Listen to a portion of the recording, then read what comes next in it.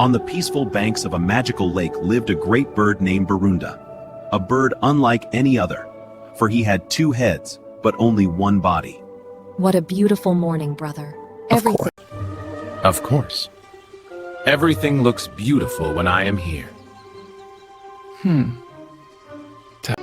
Oh, what a fruit! I am sure the heavens have... Oh, brother, let me also taste the fruit you are praising so much. Soft, chuckly. We both share the same stomach, so it makes no difference whether I eat it or you do. Instead, I will give it to our beloved Sundari. She will be very happy.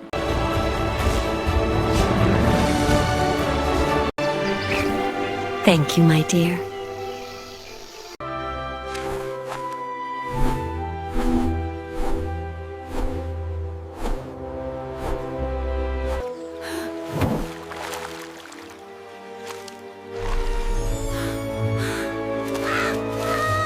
You treacherous fellow!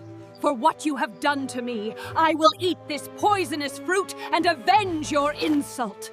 You fool! If you eat that, both of us will die, because we have the same body. No.